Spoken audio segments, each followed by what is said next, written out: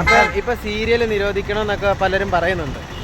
അതിനെപ്പറ്റി എന്താ അഭിപ്രായം? സീരിയൽ നിരോധിക്കരുത്. സീരിയൽ എന്ന് പറയുന്ന കുടുംബപ്രേക്ഷകരുടെ സ്വീകരണ മുറിയിൽ ഒരു എന്താ പറയുക, അത് സാഹസികമായിട്ടുള്ള ഒരു എൻ്റർടൈൻമെൻ്റ് ആണ്, സമയം പോക്കലാണ് സീരിയൽ എന്ന് ഉദ്ദേശിക്കുന്നത്. അതിൽ പല പല കഥകൾ ചേർക്കാം. അത് കാണേണ്ട താല്പര്യമുള്ളവർ കാണാം, അല്ലാണ്ട് കാണാൻ പാടില്ല എന്നൊന്നും ആർക്കും പറയാൻ പാടില്ല. അതൊരു പ്രേംകുമാർ സീരിയൽ വിഷമം എന്നൊക്കെ പറഞ്ഞത് തെറ്റാണ്. ഞാനൊരു സീരിയൽ ആസ്വദിക്കനാണ്, ഒരു സീരിയൽ ആക്ടർ കൂടിയാണ് ഞാൻ.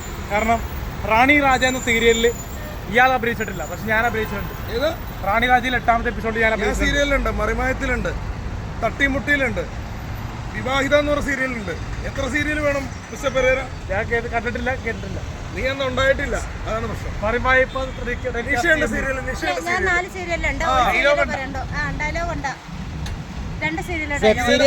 സീരിയൽ, സീരിയല് ഞങ്ങൾ സ്നേഹിക്കുന്നു, സീരിയല് ഞങ്ങൾ ബഹുമാനിക്കുന്നു അല്ലേ?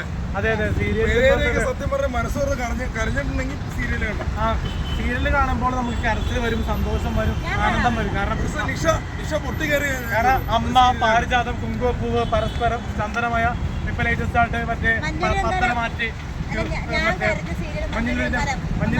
കാലം, അങ്ങനെ ഒരുപാട് സീരിയല് നമ്മൾ കണ്ടതാണ്. സീരിയല് കണ്ടാണ് മധുമോഹൻ സാറിന്റെ സീരിയലിലോട്ട് ആരാധന.